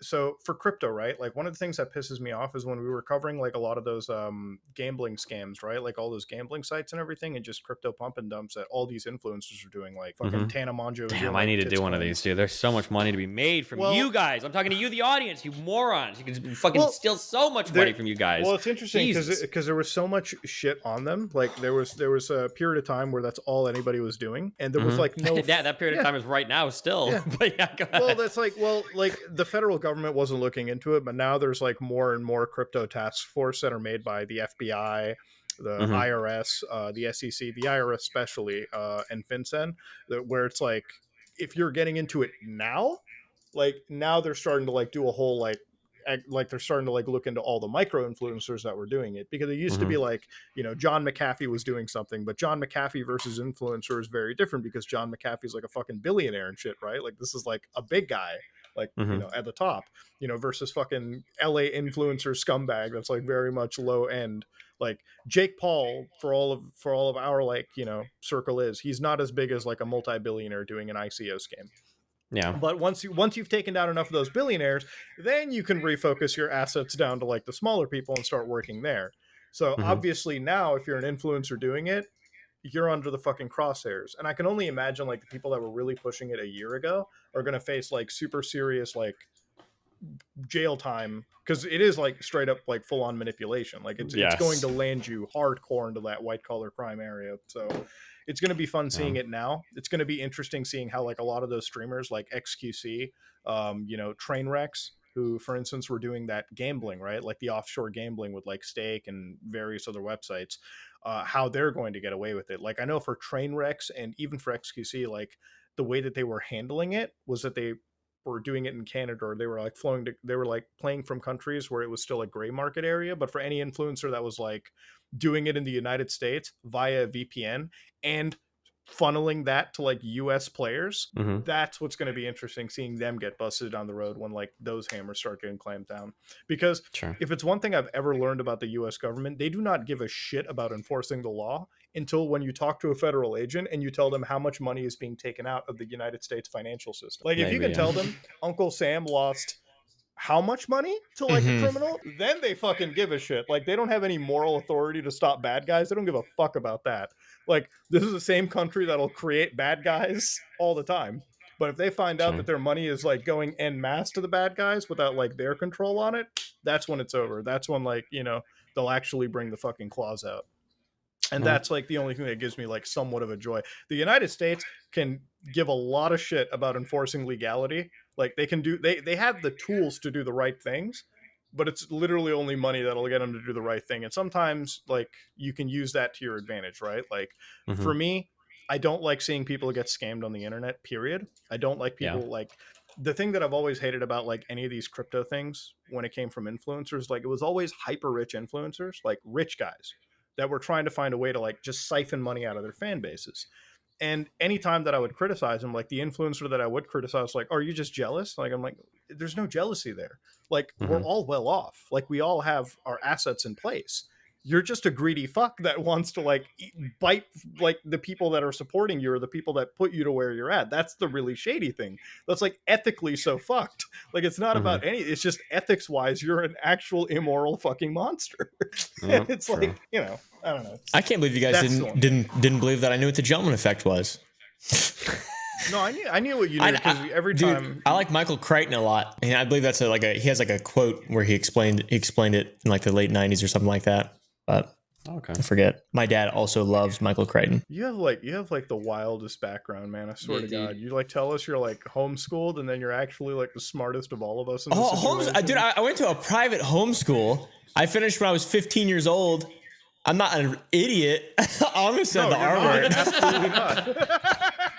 It was homeschool is there is no such thing as an okay homeschool. It's either really hit or really miss. Homeschool is like I'm 18 and my mom sucked at math, so I'm gonna learn multiplication in college. Or it's like I'm 18 and if I'm lucky, by next year I'll have my bachelor's. Yeah, it's like okay, dude. That's what my mom's has a master's in teaching, and it was not for religious reasons. It was for like convenience reasons. And every time I say I'm homeschooled, people are like, makes a lot of sense. But I'm like, dude, come on. I also read a lot of books and stuff too, but whatever. No, I'm an expert on being homeschooled. Again, it's like Destiny said, you can either be a fucking total dipshit or you can be like a fucking prodigy because your parents are fucking prodigies. It's funny too. I did do K-12 for 1 year, like the public homeschool. And it was fucking terrible. I quit it for like after this like the first half or whatever because it was so dumb. I just didn't do anything. I didn't even do any schooling. But well, it's like homeschooling is like this, right? Like, okay, again, it's like you either have like complete dipshit parents that know how to teach you, or you have like the fucking prodigies. Like you have like some crazy like PhD level parents that are like grooming you for like some crazy fucking like career in the future. And public education is just like the standard baseline, right? Like depending on where you go to, right? Like when I was doing public education in like the city of Toronto, like just like in the city, super fucking easy, right? And only until we started moving into a suburb that like the public education system started getting better. And in terms of like just better, it was like compared to the city, the suburbs had like a bit more money put into them. The teachers were like less overworked. Like the class sizes noticeably got smaller. As a kid, I noticed that like we had less students in a room, and the teacher was therefore giving each and every student way more attention. There was also a lot more preparations for like going to high school, and then from high school it was always like the high schools that I went to were good. So like from then they were always prepping you, even in like the ninth grade and the 10th grade, to like think of college, to think of post-secondary. And there's obviously like some high schools that like are in like rural parts of the country that they're like, college, what the fuck is that? Wait, whoa, it's grade 12 and that's pretty much it, kid. All right, go out and make something of yourself. So the public education system is super hit or miss, right? Like it's like obviously dependent on where you live, and it's just a baseline, right? Like I'll homeschool my kids. Yeah, like if you're, I like honestly, like if I was getting my kid ready for like a world of computer science or engineering, I'd rather homeschool them than like throw them to the fucking kennels that is the public education system, because there's no way they're gonna get ready for the world in the system I had to grow up in and I had to see that way, right? Would I wish that system got better? Abso-fucking-lutely. Would I wish a billion more systems got better in society? Absolutely. But that's being way too fucking hopeful, you know? That's being like super. I'm gonna let the Dream SMP raise my kids. Let's go, dude. That fucking arrow. Let's go. Wasn't that like Yo. wasn't the Dream SMP shit like everyone was getting canceled on there for saying like one bad word? We had like, bro, it's over Yeah, soon. bro, you got to teach your It's kids over soon. politics early. The final epoch of the Dream SMP is upon us, brothers. We must that rejoice. is the one YouTube community I'd fucking like absolutely fucking put a bullet in my head if I was a part of, like that. You might be making a shit ton of money in the SMP world, but like fuck, man, if I had to be that politically like normal and correct and like child friendly every I fucking don't know, day, man. I'd rather need to be politically child normal every day than being part of the Smash community. I'm not gonna lie. There's still Well, what happened in the Smash community? I think it's easier to isolate the people that weren't touching kids than like the people that were. Like, Jesus. well, I remember when the Smash Me Too happened. I was like, oh, because the one guy got caught. Oh, okay, more people got caught. And then the Sky William Mansion shit came out where it was like, Oh, guys, man, dude. I couldn't spot anything going bad. Look at the map of my house. It's so convoluted. If you look at the sight lines, I can't have noticed anything illegal. I'm like, all right, this ain't the play you want to make. Yeah. dude. What was so weird was There are like a lot of good memes from one that. person would get caught, and then all the other Smash streamers would be like, "We stand with the victims," and then another one of those gets caught, and everyone else is like, "We stand with the victims." And slowly but Because surely, it was they all always the get caught. loudest. Well, it was Oh, always no. the loudest one. It's like, I stand with the victim, and it would be like the super loud one that would be like super preachy about it. Like, yeah, Yep. fuck that player. And then their fucking document Dude, comes that's out why you and it's cannot trust wholesome creators, okay? No, Wholesome you creators can't. have skeletons in their closets, all of them. Bro, dude, anybody that plays Minecraft for 16 hours a day and role plays and like, you know, gets really friendly with the kids and shit. Yeah, that's weird, bro. That's fucking weird. Dude, if I met a VR chat role player yesterday. oh God. Could you smell them through the internet? Dude, it was so fucking strange. I was introduced to the most legendary VR chat role player, and I was like, nice. Fuck yeah. Let's get a round of applause. This is awesome, dude. Dude, sometimes But- sometimes like the social interaction in that community is just I've been in so many like so you go into the Discords, right? And I'm like a pretty like frank guy. Like I'm pretty much the same guy on camera that I am off camera. I feel like it's very weird if like you're just entirely different character. Like that just doesn't work for me. And I think that's most of us, right? Like most of us are pretty much what we are off camera. There might be a little bit Yeah. of like, Just you know, higher the extra energy. energy. Yeah, we might have like more higher energy when we're in front of a camera, but that's just because that's how YouTube and Twitch works. But obviously, like we're not, you know, like totally different. Like Steven's not going to get off the camera and be like, God, I'm done pretending to be a fucking liberal. Let's just go spread that fucking. Let's go. That'd be funny, Let's dude. go, dude. You should do that. Like he doesn't like turn off the camera and just do that. So it's like we're kind of the same people. But for like that community on like fucking Minecraft and shit, it's like you can't tell me you're the same person on camera that you are off camera. Like you can't just sit there and talk about, hey kids, today we're gonna be hiding and seeking each other in like this Minecraft. You can't be the same person. Hey, kids. You can't be that same adult. Like if you're the same adult, you're telling me the feds aren't watching you. You're telling me like nobody's looking at you. In these communities, when you jump into them, right? Like I always think I'm like, oh, it's like another fucking 20, like late 20s, early 30s person like I am. Let's just crack some jokes. I said the R word one time on like in this community, and they all like looked at me like I was like so like I literally like just said, I'm like we were like watching something like on like YouTube TV, like it was some Roblox shit, and I'm like, this is pretty R word. Like this is pretty R word, you know, like normal. Now in a normal situation, all of us would be like, you know, Mudahar, you're right, that is pretty R word. But like in these circles, like I said it, and like immediately the eyes like lit up. Like one of the women were like, "Oh, it might be because they're gamers." I'm like, "What the fuck?" Oh my Oh, god! It's always the women.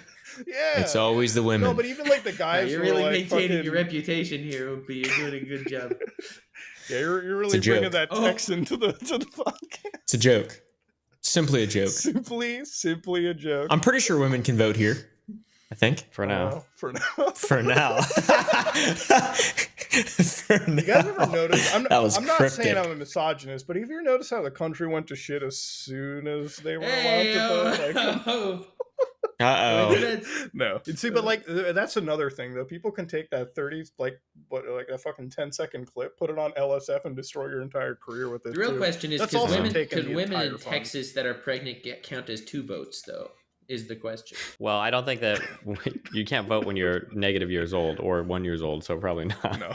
Yeah, I don't think so. Yeah. Well, Nice try, I though. know Texas had like they were like the leaders in that like whole like abortion debate thing going on over there. They were like, that's where like it started, and then like it's funny how like all of a sudden like it went from like we were talking about coronavirus and vaccine and like all these massive things, and all of a sudden like there was like a Supreme Court leak. And the entire narrative on the internet completely shifted to this shit. People, I'll introduce a little bit of reasonableness here. People will say that, especially with Ukraine, like, oh, Ukraine happened. Everybody forgot about coronavirus. I think what actually happened with the coronavirus was Omicron was insane. Like everybody heard about how infectious the coronavirus was. We heard about it. And then when Omicron rolled out, I was getting a lot of people like in my chat that were literally saying like half my college class is not here today. Or like 30% of the office is empty today. And it was like that for like 2 weeks. That was the shit that like every motherfucker was getting. Like, I got it. It was like affecting the world where you were having like whole colleges with half the students and like teachers out sick. So I think that it really was just like between all the prior infections, between all the people that got vaccinated, and then finally like Omicron coming in and like catching every straggler. I think at that point it's like, okay, yeah, we're basically done. Like everybody that's gonna get it has had it, and then here we go. Yeah. And then that just happened to coincide with a bunch of other like big news stories that started to roll out. Yeah. I was when I saw that leak out by the Supreme Court, I'm like, man, did this actually get leaked out or what the fuck? Like, that's a pretty big ass thing. By the way, you were the only person I'm pretty sure like on the entire political like side on YouTube that actually read the fucking draft, because everyone was just talking about the draft on the headlines, and you were like, let's just open the draft and read it word for word. Read it. Yeah, I mean, like there really are like, so if you're a Supreme Court justice, you're like the most professional debater in the fucking on the world, right? Because that's your goal, is to debate constitutional law. Yeah, might as well read what they're saying about it. Yeah, that's like the only thing that I ever really saw out of it. But I don't know, man. It will, if you start reading full articles, you will get like blackpilled on YouTube and Twitch, like political streamers, so quickly when you realize like, wait, bro, everything you're saying is literally accounted for in the article. Did you not read anything? I've gotten into so many debates where they're like, what about this thing? And it's like, yeah, it's in like fucking paragraph 2, sentence 1, dog. Like, come on. Like, what do you mean? Like, you really think they didn't think about this, or nobody accounted for this? Like, yeah, just reread stories. Yeah. Dude, most of those like Twitch streams, and okay, so whenever you like jump into those like Twitch streams with like the 15 people panels. Oh, the Prime Kai panels. I'll be real, like, and I'll just say it right now. What the fuck are they gonna do? Okay, they get like fucking the 20 viewers are gonna get mad at me. But like fucking every time I see those panels, right? Like fucking if it's not you or like another big debater jumping in, like Vosh or Hassan or whatever the fuck, right? Like somebody that actually has like somebody that like has jumped into this sphere before, it literally just feels like unemployment hour. Like fucking they'll be like streaming there for like 15 fucking hours every day, like talking about like, and again, it's all in an echo chamber. Like very rarely do I see like really contentious opinions from like every side brought in. I'm not saying you can get people like Nick Fuentes to jump in, right? Because that's like you're jumping onto one fucking extreme end right there. Okay, but maybe like somewhere from the other side you bring him in and have a debate, but it's always just like fucking unemployment. As far as political discussion goes, I don't like when there's more than 2 people discussing anything. Yeah, I'll do like, I think 4 at the max, but like I think 2 is ideal. When you get past 4, it just, if everybody wants to contribute, they just don't have the opportunity to, No, you literally just you need to have like these debates be more concise and more like delivered by people that actually know how to debate, because like debating itself is an art form. Like it is. It really like is. It's not a screaming match. It's not supposed to be a screaming match. Like with insults flying back, personal insults. It's like discuss the topic. I mean, it kind of depends on, for some people it is. It just depends on what your goal is, but But it's like if your idea is like, in my opinion, like a debate, like the best debates I ever watch is like done by 2 really like professional people that like bring both sides. into a situation, right? And it's like, I think the debate is won by, because when you get two intelligent people, they both understand the other side, right? Like they both understand the points at a much deeper level than like people in a fucking pissing match would, right? Like if I was to go to a bar and debate politics with like some fucking dude, none of us would get anywhere, because both, I would say that I'm not smart enough to do it and they're not smart enough to like reasonably go. Actual debates are done by people that have researched and know both sides. They can bring it to an advantage. And then those debates are so well done because even people that aren't educated will become reasonably educated by the end of that debate and come to their own actual conclusions based on which side has presented that argument in a better way. That's like a real debate. It's not a pissing match. Which it's is like why a way for you to educate. Political debates that you see today, like it's, debating college students, debating some random guy in Discord. It's like very often it's someone who does this their whole life, and they're going to debate some kid. Let's get the dog walker from Anti-Work to talk about fucking like what the fuck would they know? I think, dude, there should be like a show or something on YouTube or Twitch or whatever, because everyone debates. I like watching some debates. I like podcast debates the most. Whenever like they have like a guest come on and then they just like shit just fucking deteriorates. Because a lot of times podcast hosts aren't the most intelligent folks, but having like debates end in mutual combat would really, open everything up. I feel like beyond just like lighter blood sports, religion and logic. Yeah. I feel like mutual combat, because it's legal. True. I mean, hear me out, right? I like it. If you can be mentally the strongest person and then you can train to be physically the strongest person, then you're right no matter what. True. And then you can have like this amazing blood sport. Assert dominance and then fucking plaster their head to the ground. Yeah. Then duel. Then have a duel. No, your weapons Shoot 'em with your Derringer. should be based So on how Texas. sound your arguments are. Like one guy will go in there with a little knife because he couldn't substantiate his arguments. Other guy who made some really good points, he goes in there with like so you an spend assault like rifle. an hour debate. You spend an hour debating, Yeah, and then like and the last 10 minutes, based on how good your argument is, they Exactly. toss the MP7 to the winner. Yeah, pretty much. You shoot. Yeah. You shoot each other. The other one in the gets, street. The other one gets like a water pistol, and the other one gets a fucking bazooka.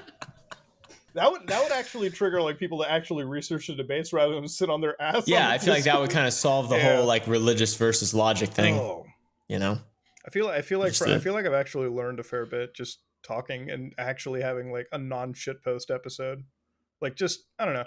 I this is why I like talking to like, fucking people that are comfortable being themselves on the internet, right? Like fucking there have been times where I've like not on this podcast at all, or like just in like a collaboration talking with creators that are like too scared to like kind of be a little controversial, or like not even controversial, like just be themselves. So it's always great when like Destiny, who has been banned off of the platforms that he has been banned off of, is now comfortable being super controversial and nice.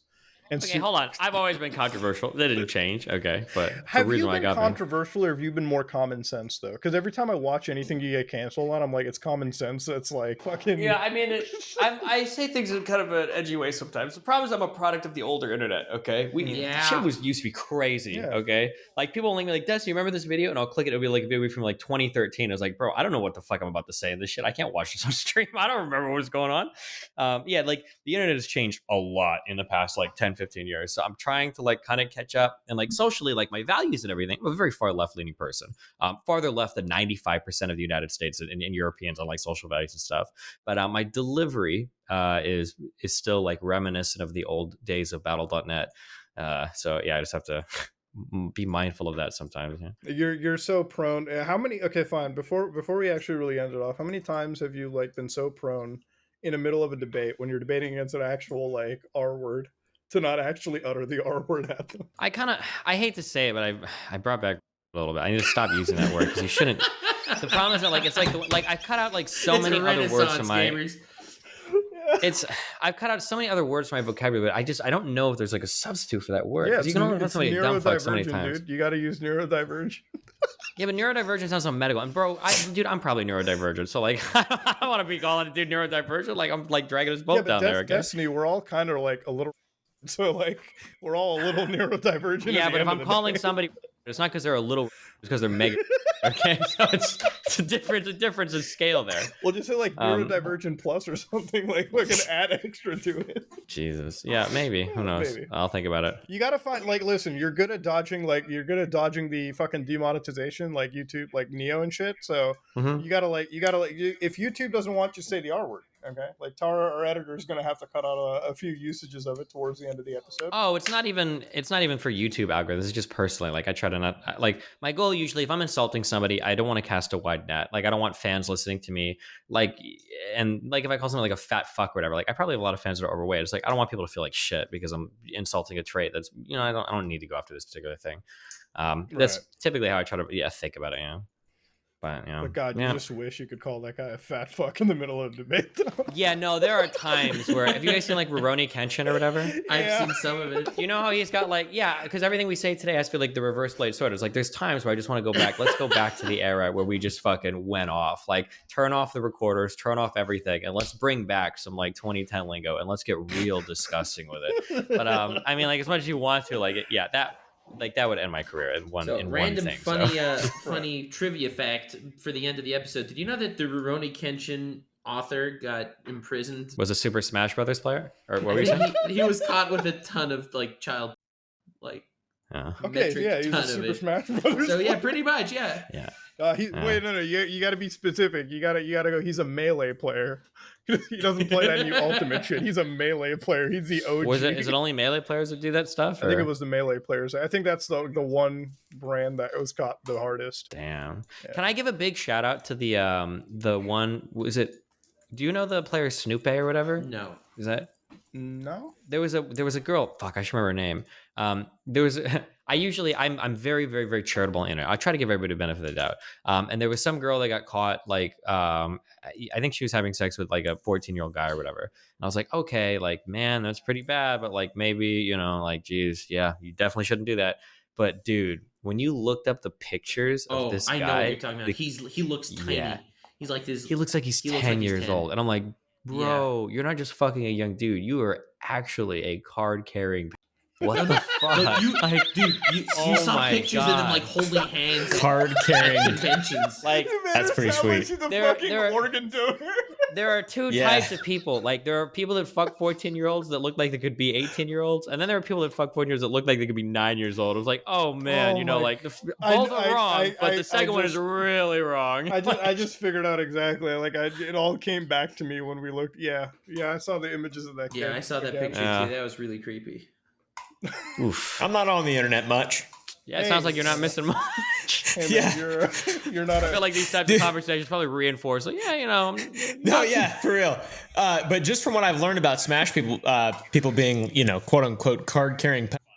I was at Jimmy John's last week and a dude had a fucking Smash logo on his arm. Oh shit! And I was like looking at him, making sure there was no kids around. You were like, wait a minute, are you on a registry somewhere?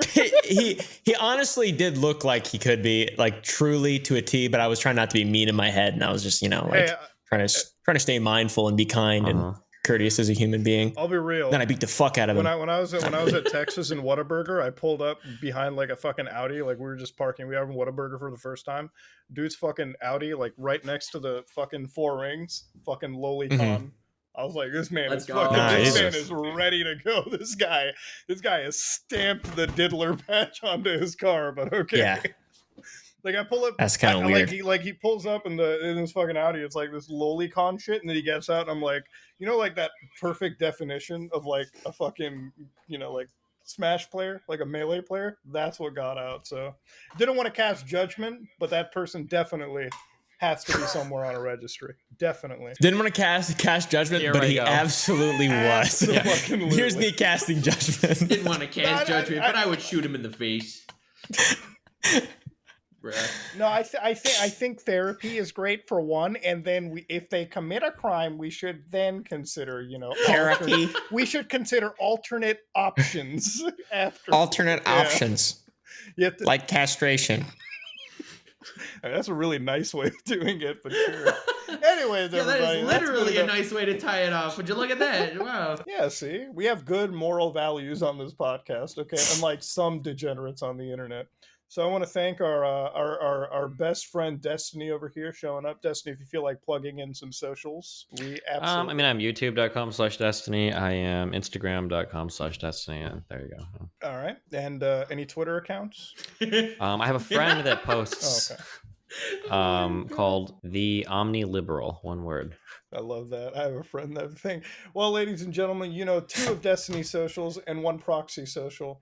And ladies and gentlemen, if you enjoyed today's episode and you ever want to check out other content from the other co-hosts, like Nux, for instance, God forbid, check out his channel at Nux Taku. Oompy, if you like to look at fat people being judged. And if you really like bottom of the barrel content, come to my channel, Some Ordinary Gamers. That said, though, ladies and gentlemen, if you like what you saw, please like, comment, and subscribe. Dislike if you dislike it, or out.